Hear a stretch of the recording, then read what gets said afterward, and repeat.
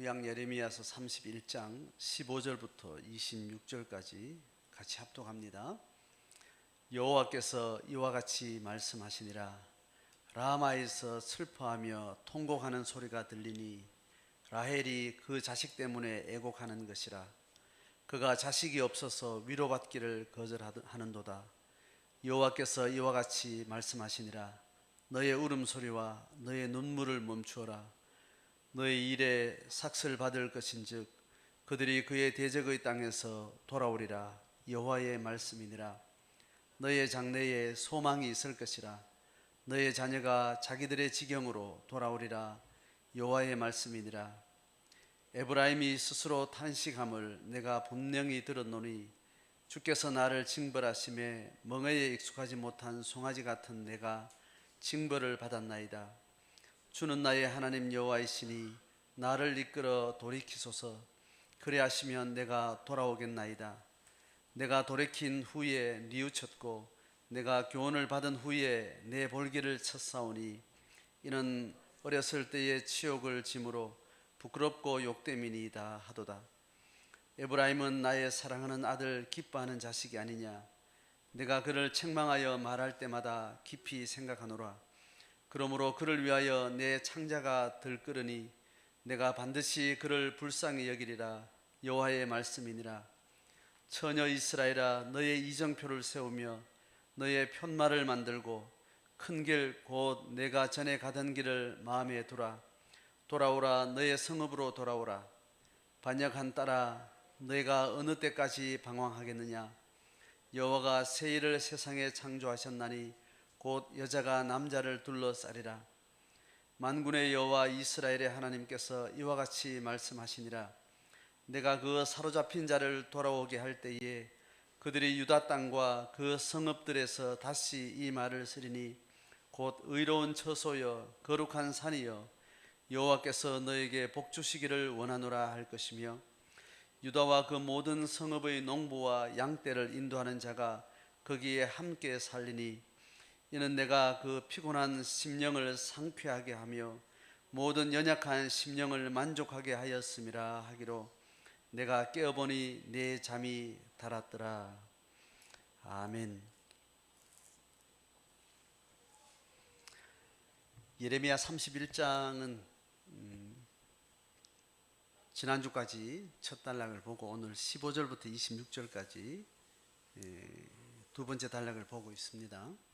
31장은 이스라엘의 남북 두 국가의 멸망이 현실적인 역사적 사건으로 이제 이루어지고 나서 이 멸망이 하나님 앞에 어떻게 영적인 새로운 비전으로 또 다른 하나님의 계시 역사의 시간들을 만들어 갈 것인가를 이야기를 하고 있습니다.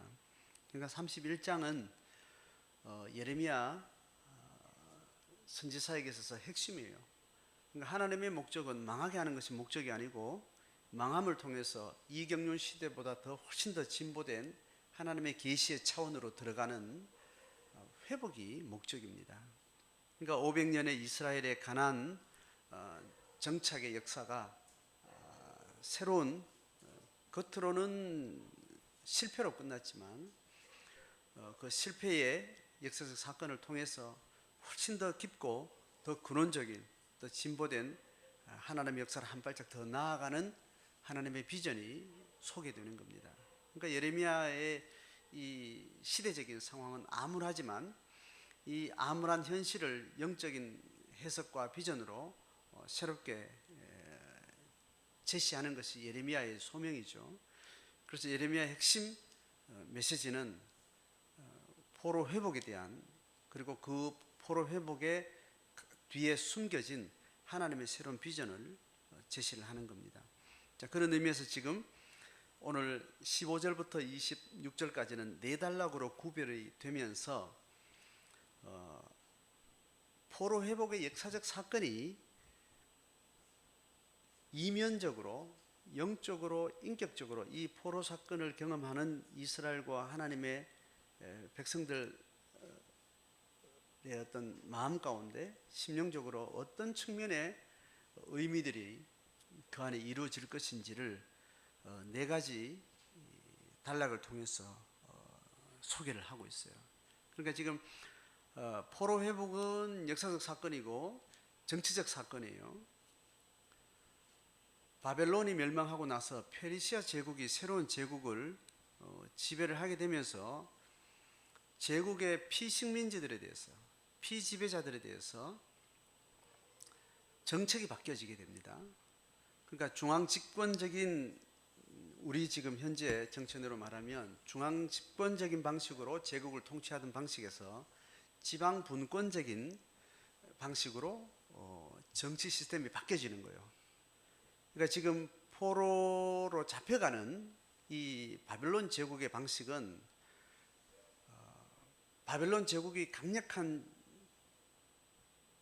중앙 통제식 방식으로 식민지를 통치하기 때문에 각 지역에 흩어졌던 모든 도시국가, 소국가들의 각자의 문화나 그들의 정치 시스템이나 이런 다양한 형태들을 다 폐지시키고 바벨론의 방식대로 전체를 일괄되게 통치를 하다 보니까 각 소국가들의 어떤 정치 지도자들이나 기술자들이나 어떤 사회 시스템의 모든 계층들을 다 구분해 가지고 제국의 이쪽으로 모으고 저쪽으로 모으고 민족 구분 없이 어떤 종족의 구분 없이 바벨론 제국에 막 흩어놓는 거예요. 흩어놔서 제국 전체에 효율성 있는 통치 목적을 위해서 그렇게 배치를 하다 보니까 수많은 사람들이 포로로 잡혀가는 겁니다. 각 소국가들의 자발성을 인정하지 않고 완전히 그 사회를 완전히 이제 뒤틀어 놓는 거죠. 그러니까 얼마나 파괴가 잔인하겠어요. 그러니까 사회가 깨어지고 문화가 다 말살되고 계층이 다 나눠지고 가족이 다 찢어지고 이런 바벨론 포로의 어떤 실제적인 상황을 맞이하는 이 피지배민들은 그 고통이 너무너무 심각한 경험을 하게 되는 거죠. 그러다가 포로 회복이라는 사건은 그들의 어떤 독립운동에 의해서 이루어지는 게 아니에요. 또 하나님이 어떤 계시를 줘서 그 제국의 헤드십이 이거를 하는 것도 아니에요. 다만 또 다른 페르시아 제국이 그 제국을 다시 지배하게 되면서 페르시아 제국의 지도자가 통치 방식을 지방 자치제 방식으로 바꾼 거인 거죠. 그러니까 다 원래 자기 고향으로 벌써 여러 세대가 지났음에도 불구하고 자기 땅으로 다 돌아가서 자기 문화와 자기 종교와 자기 사회 구조를 이루면서 자발적으로 잘 페르시아 제국의 지배하에서 잘 살아갈 수 있도록 이렇게 정책이 바뀐 겁니다. 이건 정치적 사건이에요. 이건 또 역사적 사건인데 하나님은 이 사건을 통해서 그들이 겪게 되는 많은 사회적인 영적인 많은 파괴된 상황들이 회복되는 이 70년의 시차를 두고 일어나는 이 사건 통해서 이스라엘과 하나님의 백성들이 다시 하나님과 하나님의 백성들이 관계 맺고 있는 이 영적 사태가 어떻게 이 겉으로 눈에 보이는 사건 이면에 그 사연들이 흘러가는가를 지금 네 측면을 가지고 이야기를 하는 겁니다. 그래서 15절에서 17절까지 한 단락, 18에서 20절까지 한 단락, 21절, 22절 한 단락, 23절에서 26절까지 한 단락이에요. 자, 어쩌면 어떤 시적인 어떤 표현들로 쭉 기록을 하고 있습니다. 한 단락부터 보겠습니다. 15절을 보면 여호와께서 이와 같이 말씀하시니라. 라마에서 슬퍼하며 통곡하는 소리가 들리니 라헬이 그 자식 때문에 애곡하는 것이라. 그가 자식이 없어 위로받기를 거절하는도다. 자, 이 15절을 통해서 이렇게 서술하고 있는 내용의 어떤 전체적인 톤은 슬픔과 통곡과 애곡과 위로받기를 거절하는 굉장히 침통한 이런 정서에 대한 측면을 지금 소개를 하는 겁니다. 라마에서 슬퍼하는 통곡하는 소리가 들린다. 자, 이것은 라마라는 지명이 어떤 건지 이제 살펴봐야 되겠죠. 이스라엘이 포로로 잡혀가는 그 시점에 슬퍼하고 통곡하는 이제 그 부분을 지금 기술하는 거로 이렇게 이해가 되겠죠, 그죠? 그거를 뒤에 라헬이라는 인물을 이렇게 거론을 하는데, 라헬은 누군가 하면 야곱의 둘째 아내예요. 야곱의 둘째 아내가 라헬인데 첫째 아내는 레아입니다. 레아와 라헬은 언니 동생 사이예요. 근데 야곱이 외삼촌 집에 갔다가 라헬을 사랑하게 돼서 라헬과 결혼하려고 이제 계약을 맺고 7년 동안 이제 품꾼으로 일을 했죠. 그걸 다 하고 나서 그 약속으로 라헬을 신부로 맞이하는데 외삼촌이 트릭을 쓴 겁니다. 거짓말을 속인 겁니다. 작은 딸을 아내로 달라고 해서 작은 딸을 두겠다 해놓고 신방에 누굴 들여다 보냈냐 하면 첫딸 레아를 들여다 보낸 겁니다. 그러니까 지금 두 자매를 한 집에 나서 같이 지내면서 레아는 자기 눈에 성이 안 찼는데 라헬이 사랑스러웠단 말이죠. 라헬과 결혼하겠다는 그 마음으로 7년 동안 노동일을 했는데 결혼식을 하고 신방에 들어가서 첫날 밤 보내고 딱 나오니까 라헬이 아니고 레아예요. 그러니까 이제 외삼촌한테 따지니까 외삼촌이 언니를 놔두고 동생이 먼저 결혼하는 법이 없다 이렇게 또 핑계를 댑니다. 아주 야비한 핑계를 대죠. 그래서 다시 7년을 일하면 레아를 아내로 다시 주겠다. 그러니까 두 자매를 아내로 맞이할 수 있도록 그렇게 상황이 된 겁니다. 또다시 7년을 일을 하고 이제 두 아내를 얻은 거죠. 라헬과 레아가 언니입니다. 결혼을 이렇게 같은 야곱한테 결혼을 했는데 아들을 이제 낳게 되는 자녀를 낳게 되는 이 상황을 보면 사랑받지 못한 레아 언니가 아들을 잘 놓는 겁니다. 근데 야곱이 진짜 사랑하는 라헬은 아이가 안 나오는 거죠. 그런 과정을 쭉 지나는 동안 라헬과 레아는 굉장히 심리적인 경쟁을 하게 되는 거예요. 한 남편을 두고 자매기는 하지만 아내로서 두 아내로서 경쟁을 하게 되는데, 아내 된 자들이 고대 사회의 첫 번째, 두 번째는 뭐냐 하면 남편이 나를 사랑하느냐, 더 사랑하느냐, 이게 목숨 걸 만한 이야기고, 그 다음에 자식을 낳느냐 못 낳느냐, 이게 이제 가장 중요한 거죠. 라헬은 남편으로부터 지극한 사랑을 받지만 자식을 못 낳은 것 때문에 극도로 고통스러운 겁니다. 레아는 남편의 사랑을 받지 못하지만 사랑받고 있는 라헬을 제치고 자기는 계속 자녀를 낳는 것 때문에 그 대리만족이 되고 또 그렇게 진행되는 가운데 라헬이 극심한 고통을, 자식 없는 것 때문에 고통받는 그 사연이 창세기 30장에 막 나와요. 지금 포로로 잡혀가는 자들의 그 극심한 고통을 지금 창세기 3장에 나오는 라헬이 자식이 없어서 고통했는 그 고통하고 비유하는데, 그 내용이 뒤에 어떻게 설명하는 거예요? 자식이 없어서 위로받기를 거절했다는 거예요. 이 말은 고통당하는 자가 고통에 너무 짓눌리다 보니까 어떤 위로도 위로가 되지 않는가, 또 실제로 위로될 만한 것들이 있어도 그 위로받는 것에 조금 심취해서 진짜 고통스러운 것을 외면하고 싶지 않는, 지가 고통스러워한 그 현실에 좀 더 집중하기 위해서 위로받기를 거절하는 뭐 이런 식의 마음이기도 하겠고, 그래서 포로로 잡혀가는 그 백성들의 고통을 자식 없어 고통하는 라헬, 어떤 위로도 위로되지 않는 그 극심한 고통을 이렇게 표현을 한 거죠. 뒤에 라마라는 곳이 어딘가 하면 이 예레미야 40장에 보면 이 포로로 잡혀가는 중에 그 포로 잡혀가는 그 지명이 나오는데, 라마라는 지명을 이렇게 지나가게 돼요.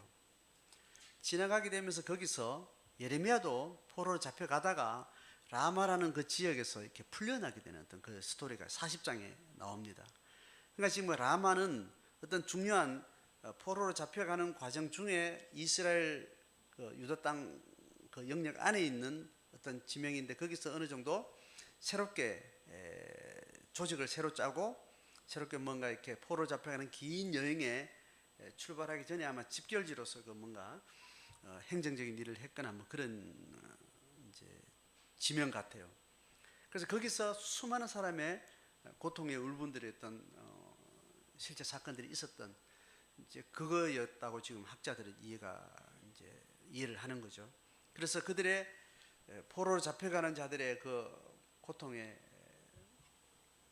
그 사건들이 있었던 곳이 라마에서 주로 그렇지 않았냐. 그래서 이제 그 소리를 지금 이야기를 합니다. 자, 그렇게 이제 이야기하고 나서 16절에 여호와께서 이제 이들에게 하는 말입니다. 너의 울음소리와 너의 눈물을 멈추어라. 네가 일의 삭슬을 받을 것인즉 대적의 땅에서 돌아오리라. 너의 장래에 소망이 있을 것이라. 자녀가 자기들의 지경으로 돌아오리라. 이제 포로 회복에 대한 이야기를 이렇게 설명합니다. 자, 그러니까 지금 첫 번째 단락에서 포로로 잡혀가는 자들의 이런 영적 사건은 결국 하나님 앞에 소망이라는 것, 다시 회복된다는 회복과 소망에 대한 어떤 메시지로 이 포로 회복은 그들에게 기억이 되는 겁니다. 잡혀갈 때 고통스러움과 극심한 애통함이 그 정비례하는 회복의 놀라운 사건으로 경험되는 상실과 회복, 상함과 치유, 잃어버림과 되찾음, 이제 이런 반전이 신앙 안에는 계속 일어나는 거죠. 하나님을 떠났다가 하나님을 찾게 되고 도망쳤다가 다시 돌아오게 되는, 이제 신앙이라는 것은 크거나 작거나 계속 이런 반전의 연속입니다.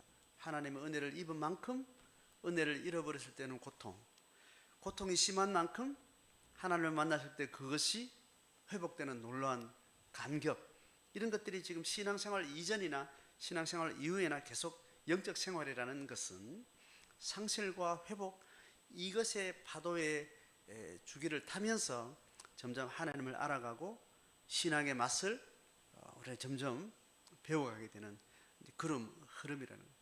포로 회복의 역사적 사건에는 이런 상실과 회복이라는 이 마주하는 사건이 우리로 하여금 끊임없이 소망을 갖게 하는 것, 극심한 절망이 있을 때 오히려 더 소망의 기치가 높아지는, 암울한 어둠을 지날수록 더 간절하게 빛에 대한 간절한 확신들이 일어나는 이러한 면면들을 좀 소개하는 단락으로서 좀 보여주고 있습니다.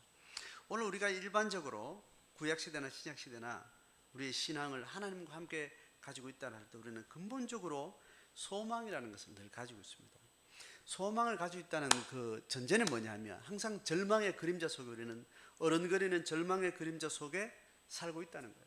육신의 몸을 입고 하나님의 은혜를 받았지만 하나님의 영광을 우리가 품에 안고 살고 있지만 여전히 우리의 연약한 육체는 세상의 절망의 장애석을 살면서 크고 작은 절망과 아픔과 슬픔과 어둠의 권세에 지배받는 영역들을 우리는 느끼고 거기에 발딛고 살고 있기 때문에 신앙 안에서는 끊임없이 소망이 소개되는 거예요.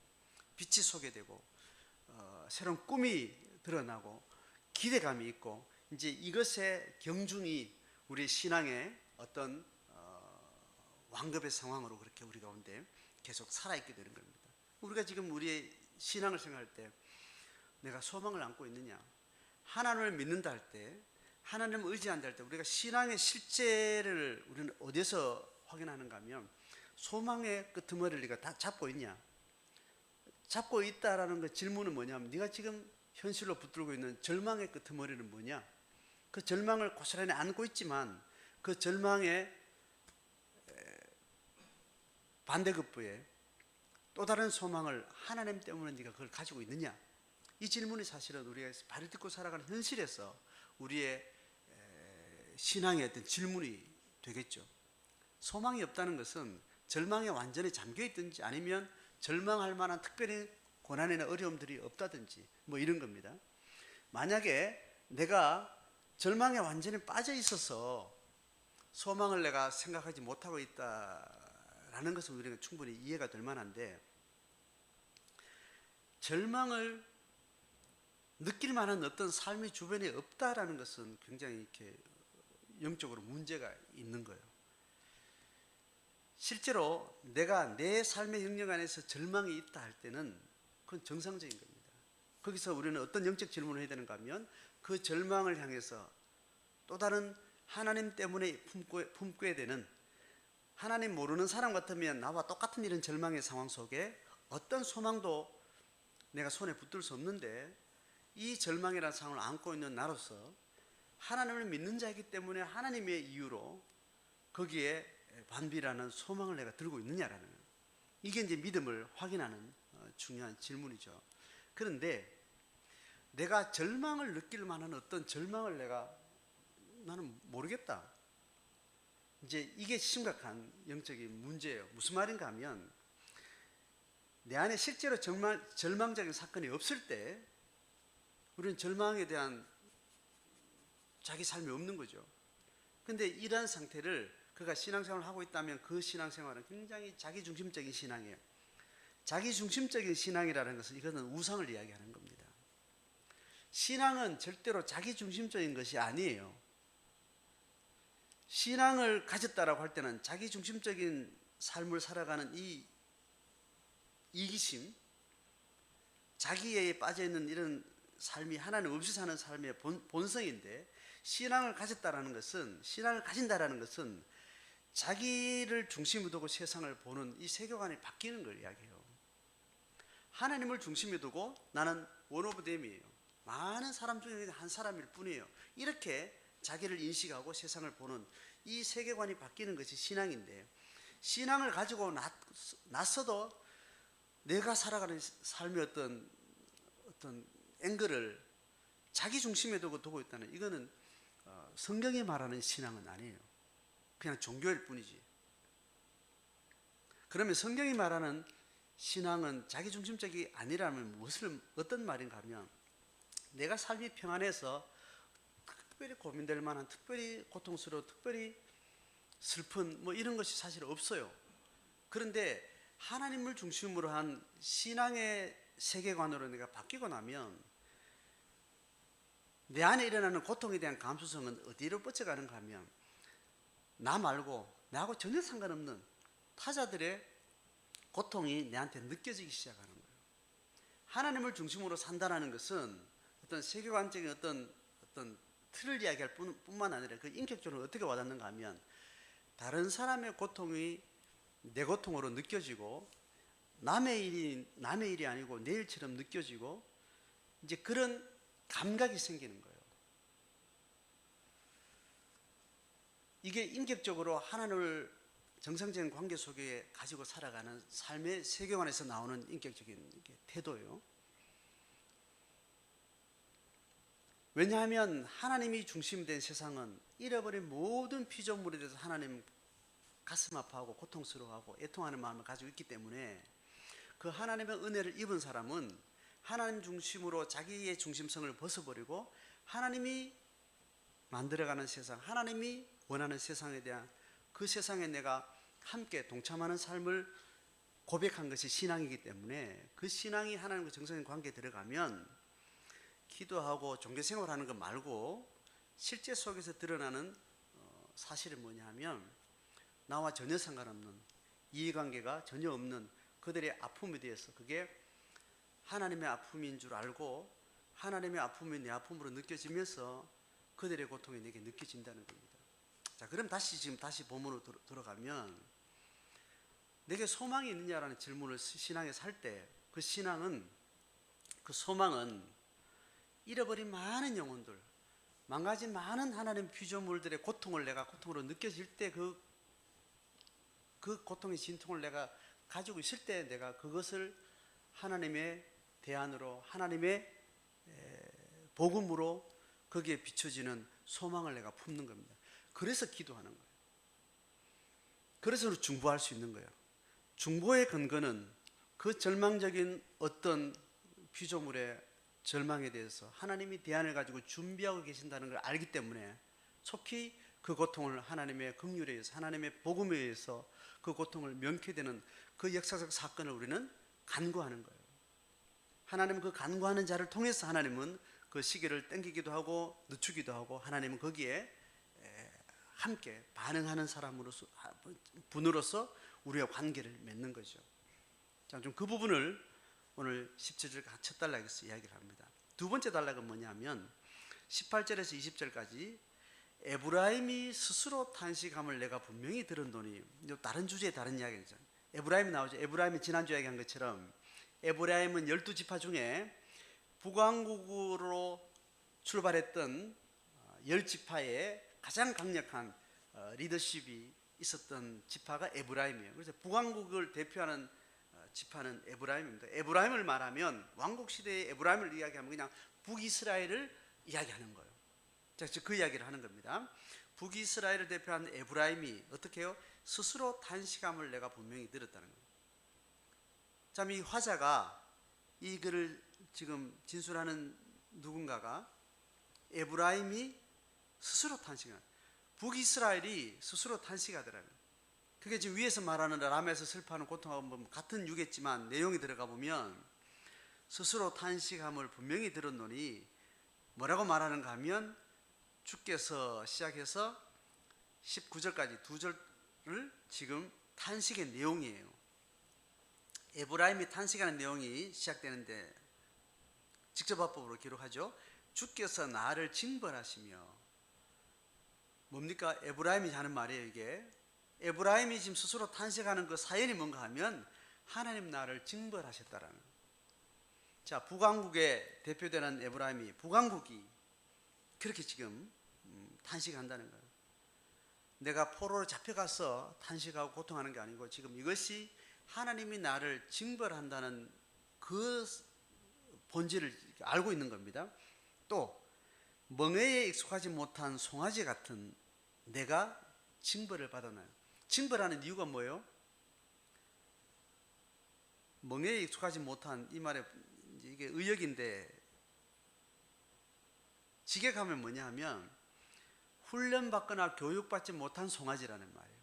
그러니까 송아지는 핵심이 뭡니까? 멍에를 메고 밭을 갈고 주인이 가자면 가고 서라면 서고 좌로 가라 오라, 이것을 이제 알아먹고 그 다음에 무거운, 자기 체구보다 훨씬 더 무거운 뭔가를 끌어야 되는, 그게 지금 몸에 익숙하지 않은 송아지가 얼마나 이 일을 해야 되는데 훈련이 필요하겠습니까?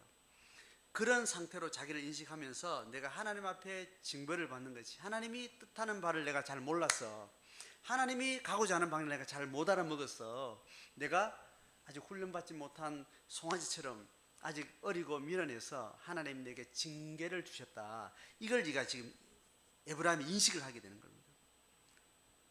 자, 그러면서 고백하는 것이 뭐냐면 주는 나의 하나님 여호와시니 나를 이끌어 돌이키소서, 그리하면 내가 돌아오겠나이다. 하나님이 징계하고 훈련하는 것은 내가 송아지가 훈련받듯이 내가 징계를 받아들이겠습니다라는 거예요. 그리고 이 포로의 이런 역사적 고통이 그 이면에 하나님이 나를 향한 사건으로 이것을 만들었다는 것을 이해하는 거예요. 그리고 하나님이 나를 이렇게 강압적으로 나를 뭔가 드라이브해 가는 것에 대해 내가 마음으로 예스 하는 겁니다. 거기에 동참하겠다는 겁니다. 거기에 훈련받겠다는 거예요. 왜냐하면 그것이 내게 궁극적으로 복이 나는 걸 내가 이미 영적으로 알고 있는 상태예요. 신앙은 이런 거예요. 신앙은 예수를 만나기 전에 사연을 어떤 상황인지 파악이 안 될 때는 진리가 뭔지, 이 살아가는 의미가 뭔지, 이런 인생의 절망을 어떻게 내가 해결할지 답이 없다가 어느 날 하나님을 만나면서 내가 왜 태어났는지, 왜 이 꼬라리인지, 나는 어디로 가게 될 건지, 죽은 이후 어떻게 될지, 영적 사태를 내가 이해하고 나서 하나님의 부르심 내가 응답한 것 아니에요? 응답하고 나서도 우리는 죄에 물들어 있고 옛 속성에 우리는 몸에 길들여 있기 때문에 새로운 하나님의 역사 속에 우리는 함께 할 수 있는 훈련이 안 된 자들이에요. 그것이 굉장히 고통스러운 거죠. 그래서 이 땅 이상한 부도나는 사건이 생기고 자식이 집 나가는 사건이 생기고 갑자기 병드는 사건이, 내가 기대하지 않은 너무나 어렵고 힘든 당황스러운 사건들이 생에 막 들이닥치는 거예요. 예수 믿고 난 이후에도. 그것을 보면서 우리는 어떻게 이해하는가 하면 하나님이 나를 잘 훈련시켜서 하나님 앞에 복받은 장자로서의 축복의 길을 내가 잘 삶으로 담아내기 위해서 그동안 훈련받지 못했던 과정을 내가 훈련받는 것이구나 라고 수용을 하게 되는 겁니다. 그래서 이 포로 사건이지만, 이 포로 사건은 눈에 드러난 사건은 이것이 고통스럽고 이런저런 일이 있지만 그 이면에 하나님의 마음을 잃고 하나님 뜻을 이해하고 내가 어디를 접어야 될지, 내가 어디를 확장해야 될지 하나님과 함께하는 걸음을 배우겠다는 마음을 지금 가지게 되는 거예요. 자, 그렇게 해서 하나님 나를 이끌어 주세요. 포로 회복 한 번 더 해야 되면 더 하게 해주세요. 내가 돌이켜서 하나님이 원하는 대로 내가 다시 돌아오고 하나님께로 내가 나아가겠습니다. 이 고백인 거죠. 믿음의 중심을 가지고 이 세상의 나그네 길에서 겪는 많은 이해가 되지 않는 것, 내 스스로 감당할 수 없는 큰 산과 강을 만났을 때 우리의 신앙의 태도는 이거예요. 이 문제가 해결 안 될 수도 있지만 이 문제가 생기므로 인해서 내가 하나님 앞에 한 걸음 더 진보가 있는 신앙으로 나가겠습니다. 이 고백을 하는 거예요. 잃어버린 자식이 돌아올 수도 있고 잠시 잃어버렸다 끝날 수도 있고 영영 떠날 수도 있고 그건 내가 문제 삼지 않겠습니다. 어떤 일이든지 하나님 일을 통해서 내가 하나님께 더 한 걸음 나아가는 길이라는 걸 내가 알겠고 거기에 맞춰서 내가 뭘 잘못했는가, 어떻게 내가 잘못 살았는가를 알고 내가 성장하겠습니다. 그 고백을 하는 겁니다. 자, 그래서 19절에 하는 말이 내가 돌이킨 후에 뉘우쳤고 내가 교훈을 받은 후에 내 스스로 볼기를 쳤다는 거예요. 그건 자기 훈련 그리고 자기 스스로를 제어하는 그런 통제 속에 스스로 자기가 들어갑니다. 기초적인 훈련에 있는 초급 훈련생은 남이 떠밀어줘야 되고 남이 어떤 식으로 훈련으로 막 밀어내야 되는데 훈련에 좀 익숙한 사람은 스스로 나는 푸시업 10개 할 거야, 푸시업 5개짜리 50회 할 거야, 뭐 스스로 훈련에 어느 정도 길들여진 사람은 여전히 훈련이 필요한 사람이지만 훈련 스스로를 자기가 해나가는 겁니다. 하나님의 징계에 깊이 공감하고 한 걸음 징계에 한 걸음 성숙해 가는 과정은 그 훈련에 자기 스스로 참여하는 거예요. 그래서 성숙한 사람은 스스로 금식도 하고 스스로 자기 결정에 의해서 훈련의 바운더리를 자기가 쳐요. 그래서 배고플 때 오는 것은 고통인 줄만 알았는데 배가 고파 보니까 하나님이 그 고픈 굶주림 속에 하나님이 깊이 하나님이 함께하는 것을 체험하고 나니까 그 다음부터 자기 스스로 정해놓고 금식을 하는 겁니다. 영적 훈련에 있어서 금식이라는 게 이렇게 생기는 거예요. 내가 금식해야지. 그래서 금식해야 될 만한 영적으로 긴장이 되는 어떤 사건이 뭔가 오기 시작했다면 금식에 들어가잖아요. 3일 금식 기도 시작하고 새벽 기도 40일 작정을 하고 뭐 자녀가 시험을 친다 혹은 뭐 어디 중요한 사건을 두고 내가 정말 영적으로 집중해야 되겠다 싶으면 내가 훈련 받아서 했던 일들이 스스로 훈련에 들어가는 그런 성숙한 태도를 보이는 겁니다. 이스라엘이 포로 회복기를 지나고 포로로 잡혀가는 고통의 세월을 지나면서 이들이 터득하는 것이 이런 영적인 터득을 해나가는 사건이 그 사연에 있는 겁니다. 자, 그래서 내가 어렸을 때는 치욕을 졌고 부끄럽고 욕대민이다. 이런 과정들이 부끄럽고 수치스럽고 막 그런 심정적으로 굉장히 무너지는 상황이 있었다는 거죠. 여기서 돌이켜서 극복해 나가는 자발적으로 이야기를 하는 게 지금 19절까지가 에브라임의 이야기예요. 자, 여기에 대해서 징계를 하는 하나님의 입장에서 또 이 사연을 지금 또 소개를 해요. 자, 20절에 징계를 하는 사람이 있고 징계를 받는 사람이 있죠, 그죠? 결국은 앞에 이야기한 에브라임 자신은 징계를 받는 사람으로서 이 징계가 고통스럽고 힘들고 암울하지만 이것이 나를 얼마나 영광스럽게 성숙시킬지 알고 거기에 지금 동참하는 겁니다. 자, 그런 과정에 징계하는 자, 하나님이 되겠고 부모 자식 간에 징계를 한다 그러면 부모가 되겠죠, 그죠? 징계를 직접 하는 자는 어떤가 하면 이런 심정이에요. 20절에 에브라임은 나의 사랑하는 아들 기뻐하는 자식이 아니냐. 신앙을 떠나서도 우리가 누군가의 정말 진지한 사랑을 받을 때 가혹한 훈련을 받는다는 것은 우리가 가정을 경험한 사람들이 아는 겁니다. 똑같은 노숙자를 이렇게 사는 두 사람이 있는데, 그죠?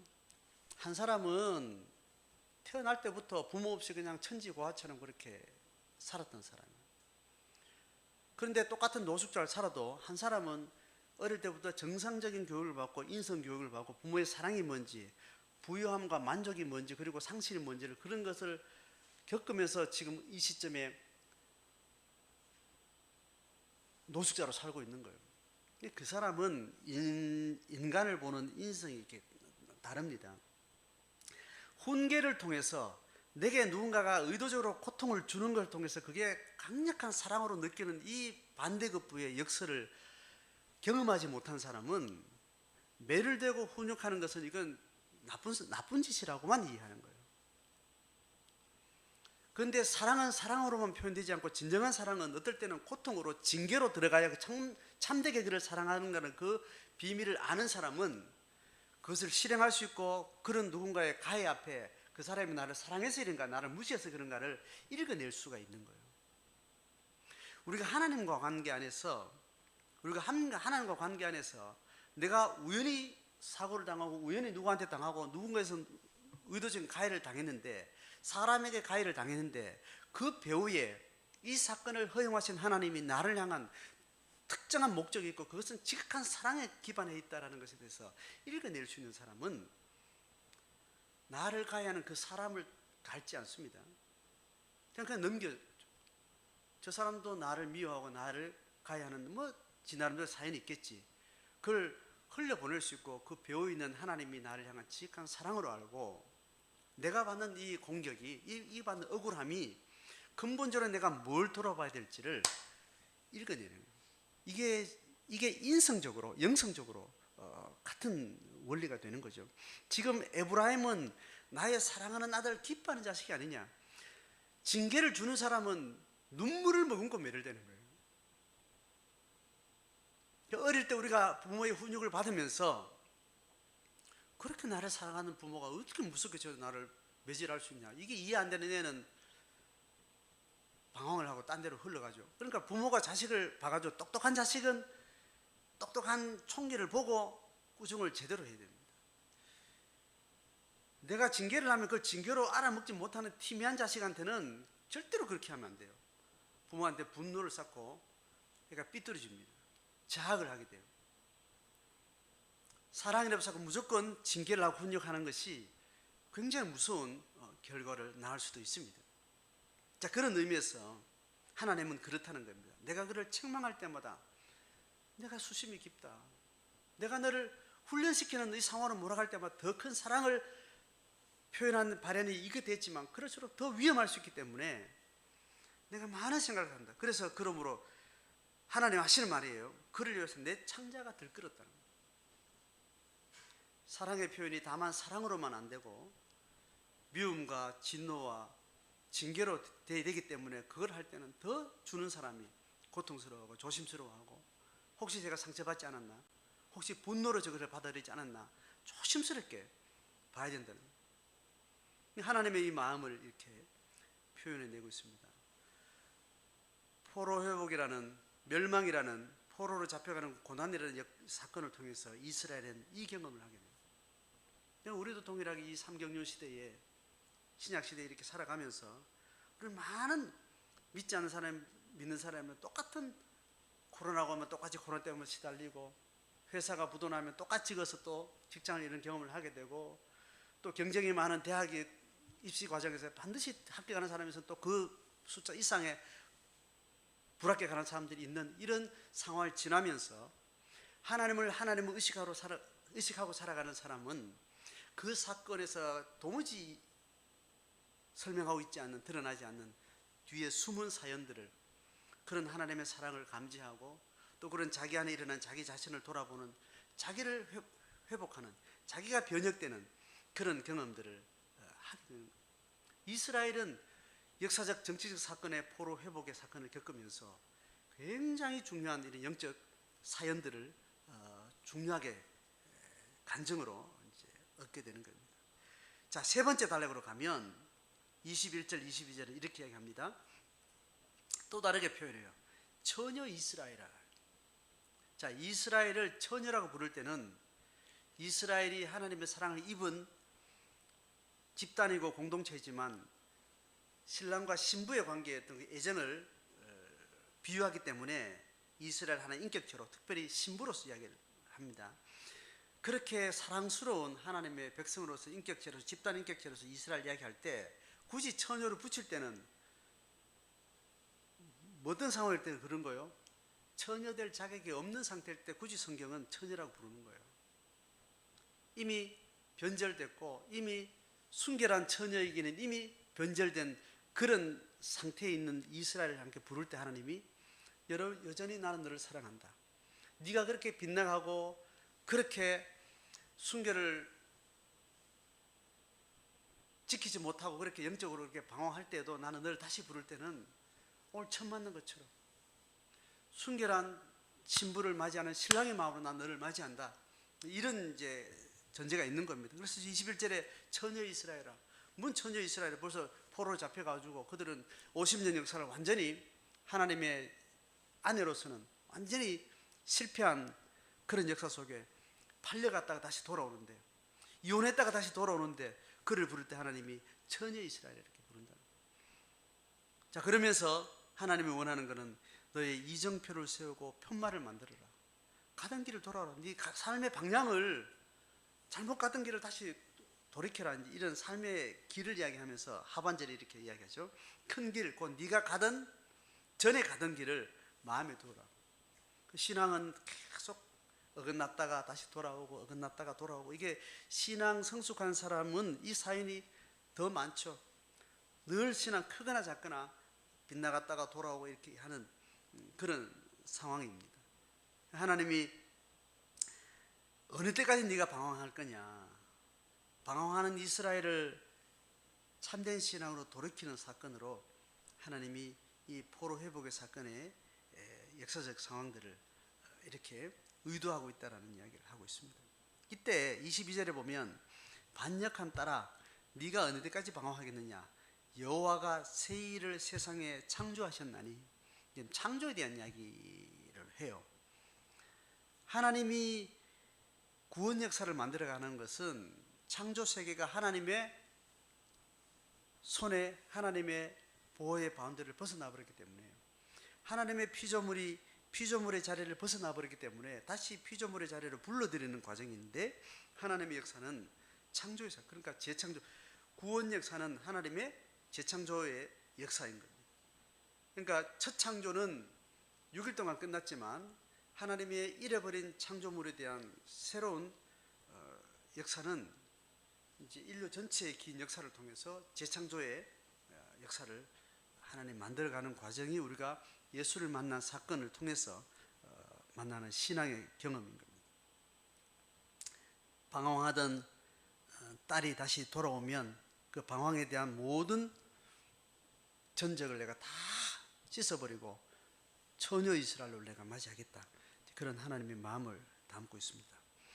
23절부터 26절까지 마지막 단락의 내용은 회복된 자들의 평안한 이야기를 쭉 하면서, 이 마지막 단락의 특징은 뭐냐면 내가 그 피곤한 심령을 상쾌하게 하며 모든 연약한 심령을 만족해 하는 것.